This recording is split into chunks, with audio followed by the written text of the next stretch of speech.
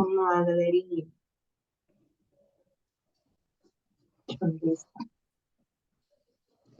Vamos fazer um resumidão? A gente vem trabalhando a língua portuguesa a partir de um viés mais prático, digamos assim. A gente está trabalhando a eficiência da linguagem e as formas que a gente tem de falar alguma coisa, se portar com a linguagem, dependendo da situação onde a gente está inserido. A gente viu nas primeiras aulas a parte mais gramatical da língua, digamos assim. A gente viu tudo aquilo que a gente aprende a vida inteira na escola, mas na maneira mais prática. A gente falou sobre as particularidades da língua de uma forma mais, como que eu posso explicar para você? Como uma forma mais normativa. É assim que a gente chama na área da linguagem. Aquele português rebuscado que a gente aprende na escola, como que a gente escreve bonitinho. Na última aula a gente viu as expressões, as formas que a gente tem de falar alguma coisa, dependendo do contexto, a forma como a gente emprega uma expressão é diferente. Hoje a gente vai trabalhar a linguagem a partir do viés da estilística. O que é a estilística? É a arte que estuda a expressividade da língua. A maneira como a gente expressa alguma coisa, como a gente se expressa. Nós estamos saindo de um campo mais fechado, mais normativo, estamos indo para um campo mais abrangente, um campo mais comunicacional, digamos assim, mais linguístico. Deixa eu subir o slide aqui, tem alguém com o microfone aberto aí. Deixa eu ver aqui.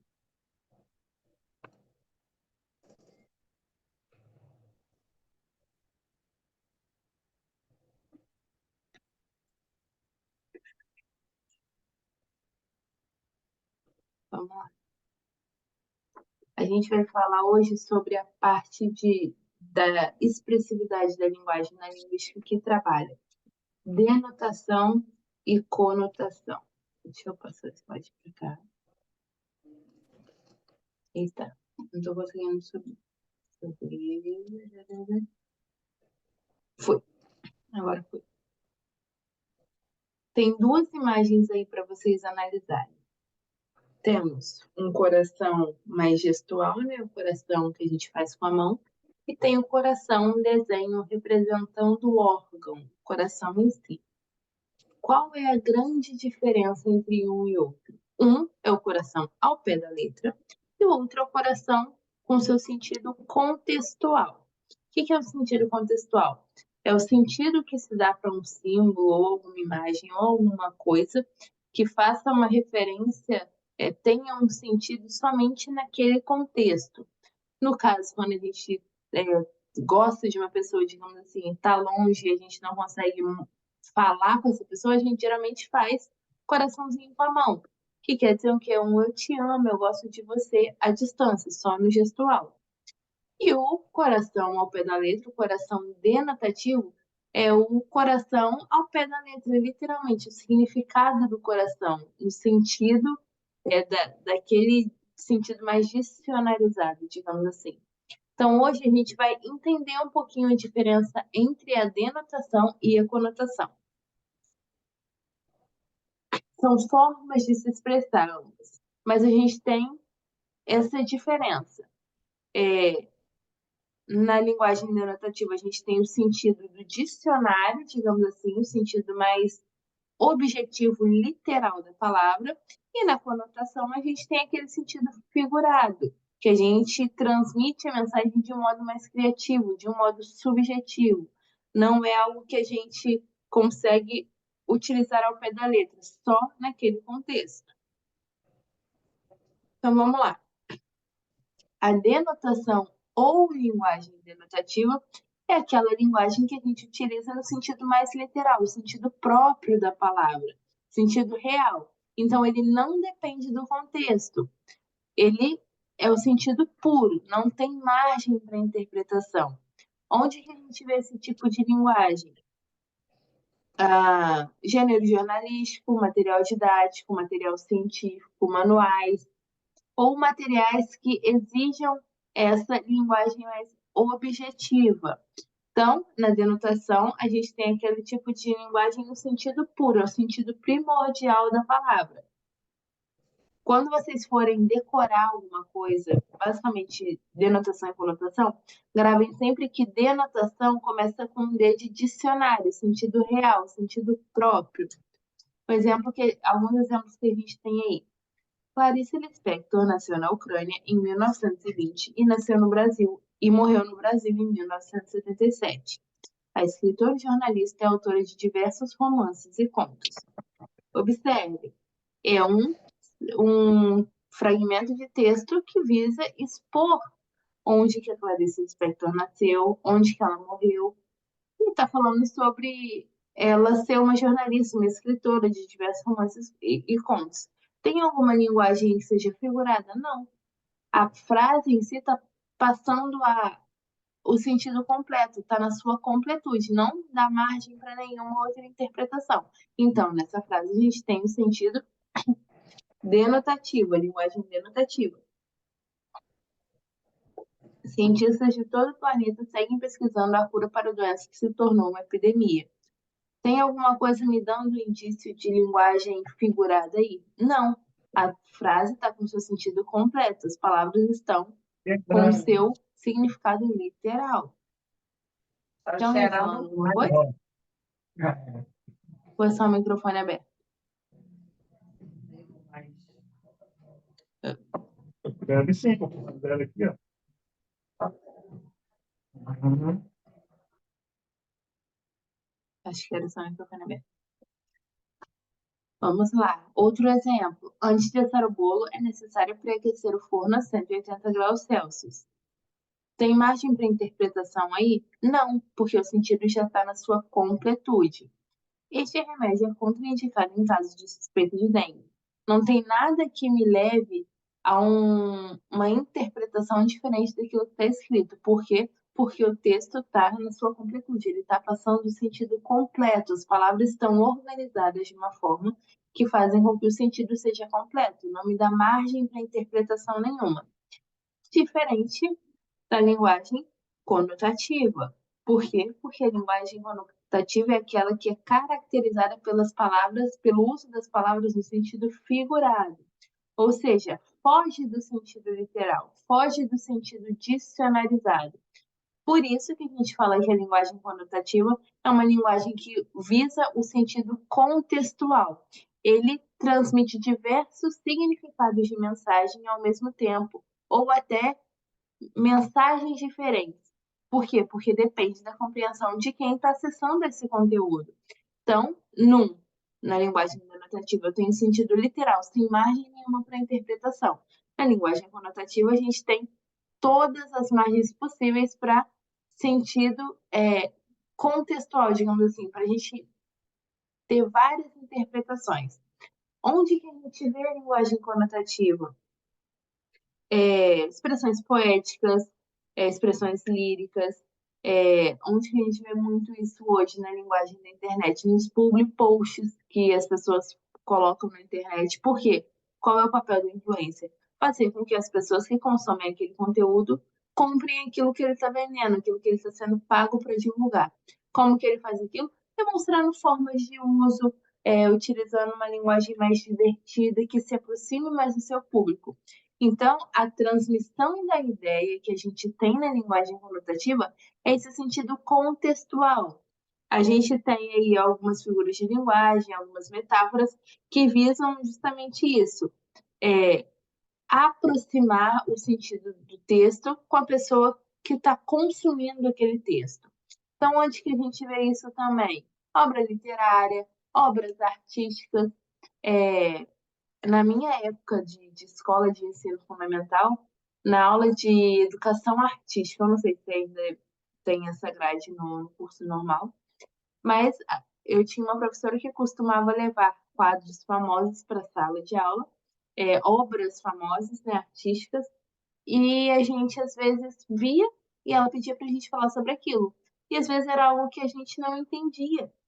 Era, sei lá, uma flor desenhada em cima de uma mesa. A gente só falava que era isso.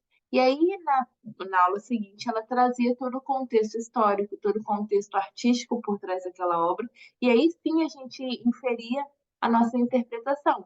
Mas a margem de interpretação era muito ampla. Por quê?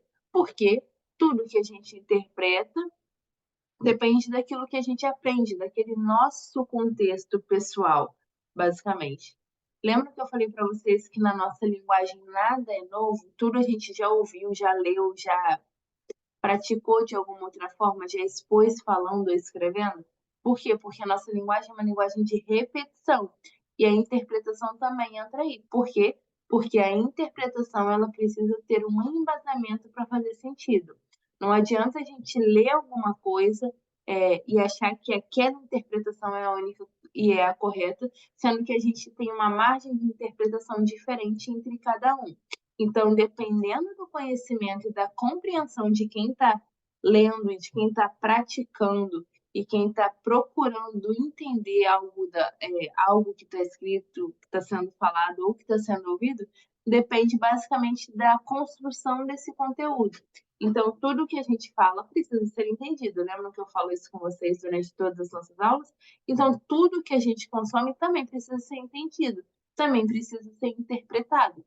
Só que existem contextos diferentes. Assim como na linguagem, a gente tem formas de falar, na linguagem escrita, a gente tem formas de interpretar. Algumas palavras, algumas expressões ou textos têm o caráter denotativo, fazem com que a gente entenda ao pé da letra sem nenhuma interpretação. Outras exigem que a gente interprete, que a gente entenda o sentido de uma forma mais figurada, digamos assim. Depende de uma interpretação que foge do texto para que aquele texto faça sentido. O exemplo alguns exemplos que eu trouxe para vocês entenderem de uma maneira mais fácil. A frase: muitos casos novos da doença saltavam aos olhos dos pesquisadores. Observem a frase: as doenças literalmente pulavam dos olhos dos pesquisadores e saíam dali? Não. Então aí eu tenho sentido figurado. Eu poderia falar que muitos casos da doença alarmaram os pesquisadores, porque aí o sentido seria totalmente dicionalizado. Fizeram com que eles ficassem preocupados. Nessa frase aí, nos casos novos da doença, saltavam aos olhos dos pesquisadores, a gente tem uma linguagem figurada. Por quê? Porque a doença não sai dos olhos dos pesquisadores literalmente. Ela assombra, ela assusta, elas aparecem. Então, olhem a diferença de uma interpretação denotativa e interpretação conotativa. Na frase, ele ficou todo derretido com as declarações dela. Ele literalmente derreteu como se ele fosse uma vela, como se ele fosse um líquido? Não. Está falando que ele ficou agraciado, que ele gostou das declarações dela, que ele se sentiu afetuoso. Olha como uma palavra muda o sentido e a interpretação da frase completa. Tem pavor de avião, morre de medo quando vamos ao aeroporto. Ele literalmente morre de medo? Ele cai duro ali porque ele está com medo? Não, ele só sente muito medo. Mais uma vez, a gente tem aí o sentido contextual. O contexto completo me passa essa informação. Então, eu tenho uma linguagem conotativa. Que saudades! Não nos falamos há 1000 anos. Literalmente, faz 1000 anos que a gente não se fala? Não. É só uma interpretação, um exagero. Se a gente espremer esse jornal, sai sangue. Se a gente literalmente torcer o jornal, vai pingar sangue? Não. Só está falando que naquele jornal existem muitas reportagens, muitas matérias que falam sobre crimes ou sobre mortes.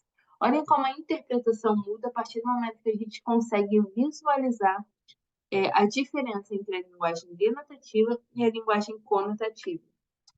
Outro jeito que eu sempre trago para a sala de aula quando a gente está falando sobre linguagem denotativa e conotativa é esse fragmento, esse poeminha do Camões, que é muito comum a gente ver hoje em dia, pelo menos na minha época, era muito comum a gente ver esse texto em livros didáticos. Vocês devem ter ouvido alguma coisa ou devem conhecer de algum lugar, pelo menos alguns fragmentos. Eu vou ler para vocês e depois a gente vai analisar esse fragmento de texto para que a gente entenda onde que estão os tipos de linguagem conotativa aí nesse fragmento de texto. Amor é fogo que arde sem se ver. Amor é fogo que arde sem se ver. É ferida que dói e não se sente. É um contentamento descontente. É dor que desatina sem doer. É um não querer mais que bem querer. É um andar solitário entre a gente. É nunca contentar-se de contente. É um cuidar que se ganha e se perder. É querer estar preso por vontade. É servir a quem vence o vencedor. É ter com quem nos mata a lealdade. Mas como causar pode ser o favor nos corações humanos amizade, se tão contrária a si ao mesmo amor? Observem o primeiro fragmento aí, primeira estrofe. Amor é fogo que arde sem se ver. O amor literalmente é um fogo? Não. É algo que aquece, é algo que faz com que a gente se sinta acalorado, que a gente fique com calor quando a gente está perto da pessoa que a gente ama. Então, sentido figurado, não é ao pé da letra, mas num contexto específico faz esse sentido. É ferida que dói e não se sente. A gente, às vezes, entende que a ferida que dói é aquela que a gente sente, concorda? Porque se é uma ferida que a gente não sente, a gente não sabe que ela dói. É muito comum a gente aparecer com uma machucadinho que a gente às vezes nem sentia, e a partir do momento que a gente descobre que ele começa a doer. Por quê? Porque a nossa mente trabalha isso. Então, o que seria uma ferida que dói e não se sente? É aquela ferida, aquela coisa que machuca. E às vezes a gente nem percebe. Por quê? Porque é muito comum acontecer quando a gente está sofrendo de amor. O cabelo cai, a gente emagrece, a gente para de comer, a gente fica doente. Por quê? Porque é uma ferida aberta, não uma ferida ao pé da letra na nossa pele, que a gente sente, mas às vezes a gente não entende, não sabe denominar. Eu não querer mais que bem querer é um andar solitário entre a gente. Entre duas pessoas tem como andar solitário? Também não. Por quê? Porque se a gente está andando juntos, a gente não anda solitário, ao pé da letra. Então, todo esse poema ele trabalha essa linguagem conotativa, porque ele trabalha a linguagem contextual, fala sobre os sentidos das palavras, o sentido do amor de uma forma mais contextual, mais metaforizada, digamos assim. Pega elementos que a gente tem na realidade e trabalha faz uma construção e dá um sentido que foge da realidade. Outra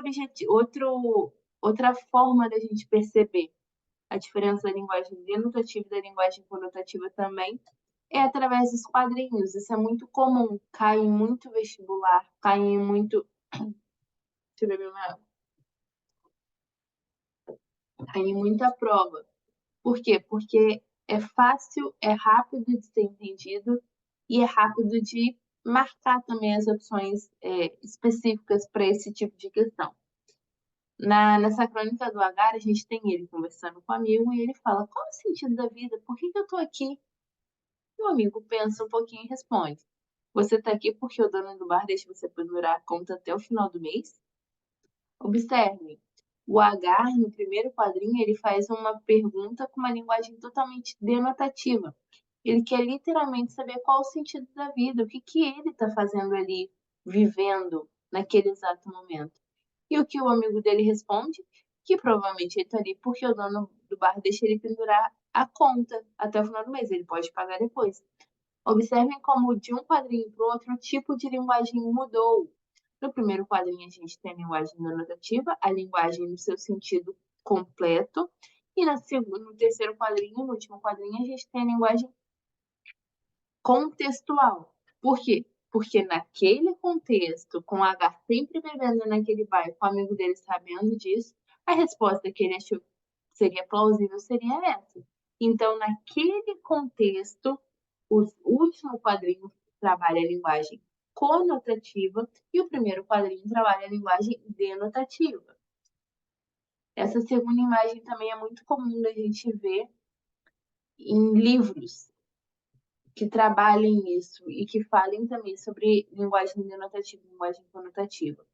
Mulher tem sempre aquele problema, né? Não pode dar uma engordadinha, ver um pneuzinho ali aqui e sempre está incomodada. A gente tem aí dois pneus, digamos assim. A gente tem a moça falando, eu odeio esses pneus, apertando essa gordurinha que a gente tem no culote, né? E tem um mosquitinho, provavelmente uma dengue, falando que adora esses pneus. Observem como que a palavra pneu é empregada, como que o sentido muda.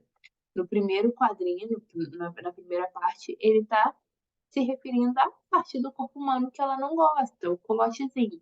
No segundo, é o pneu ao pé da letra, a mesma palavra, sentidos diferentes em contextos diferentes. Na primeira parte, a gente tem aí uma linguagem conotativa, que naquele contexto, o pneu a que ela está se referindo é o culote, e no segundo, a gente tem a linguagem denotativa, que literalmente é o pneu ao pé da letra, o pneu mesmo de carro que acumula água que o mosquitinho gosta de ficar ali. Essa outra imagem também. Meu pai tem 800 cabeças de gado. E o seu? O meu pai só tem um boi, mas ele está inteirinho. Observem como que o sentido muda. O Chico provavelmente não entende que 800 cabeças de gado também quer dizer que são 800 bois inteiros. Então, ele acha que vale mais ter o boi inteiro do que só a cabeça. Observem como que a construção textual, o sentido só é construído a partir do momento que a gente entende que ele não sabe diferenciar um boi inteiro de uma cabeça de gado. Por quê? Porque a gente já tem esse conhecimento, a gente já entende o que ele está falando aí. Então, observem como que o primeiro quadrinho, o amigo dele está falando da linguagem denotativa ao pé da letra, porque ele sabe que 800 cabeças de gado são 800 bois. E no segundo, a gente tem a linguagem conotativa, porque nesse contexto de troca de informação entre o Chico e o amigo, ele acha que um boi inteiro vale mais do que só 800 cabeças. Então, a gente tem as duas linguagens, tanto a denotativa quanto a conotativa.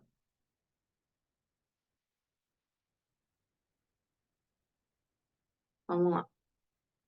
Esse fragmento da música da Pitty também. Te vejo errando, isso não é pecado, exceto quando faz outra pessoa sangrar. Te vejo sonhando e isso dá medo, perdido num mundo que não dá para entrar. Quando ela fala aí, perdido num mundo que não dá para entrar, o que a gente entende? Que ela está falando sobre algo que ela não consegue acessar, um pensamento, um sentimento, algo que uma outra pessoa está sentindo, uma outra pessoa vivencia e ela também. Por quê? Porque nessa música ela fala que a outra pessoa está errando, mas quem está sangrando provavelmente é ela ou outra pessoa. São duas pessoas vivendo um arquétipo de relacionamento onde uma faz algo que fere a outra. Por quê? Porque são mundos opostos. Como que a gente entende isso? Entendendo que naquele contexto, ela está falando sobre provavelmente um relacionamento que não dá certo, um relacionamento que não é viável. Por quê? Porque uma sempre está fazendo uma coisa para machucar a outra, uma sempre está sonhando com uma coisa em um mundo onde a outra não consegue acessar.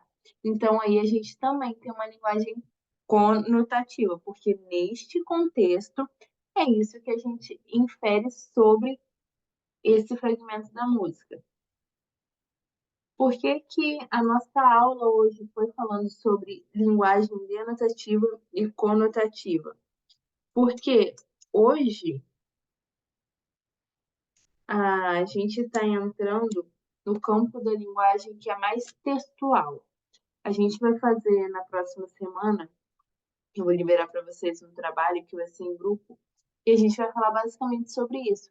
Tipos de linguagem que a gente tem. Como que a gente consegue interpretar uma coisa aqui ou interpretar outra coisa ali, dependendo daquilo que está escrito, daquilo que está sendo pedido. Nós estamos saindo de uma área da linguagem que é uma área que ela é mais divididinha, digamos assim. Uma área que é mais normativa, que trabalha mais as áreas da linguagem de uma maneira gramatical, de uma maneira normativa. A gente está partindo agora, está indo para o lado mais linguístico, para o lado mais textual, que é esse lado que a gente trabalha no dia a dia, que a gente trabalha basicamente o dia inteiro, porque tudo que a gente faz hoje na nossa linguagem, na nossa construção, é uma construção textual, seja lendo, seja pensando, seja conversando.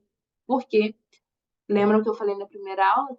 A única disciplina da qual as outras disciplinas dependem mais é a da língua portuguesa, porque a gente precisa saber ler, precisa saber entender, precisa saber interpretar. Então, a partir dessa nossa aula de hoje, a gente vai trabalhar a linguagem em um outro viés. A gente está fugindo um pouquinho da gramática normativa e entrando um pouquinho na área da linguística, da estilística, porque a gente vai trabalhar mais sobre a dinamicidade do texto. Beleza, galerinha? Por hoje é só isso que a gente tem. Na próxima aula, a gente vai falar um pouquinho sobre elementos da função sintática e eu vou passar um trabalhinho para vocês em grupo. Vou ver se eu consigo pegar com as meninas que secretariam o diário de vocês hoje para separar os grupos certinhos, tá bom? Hoje não, né? Na segunda-feira. Eu acho que é só isso.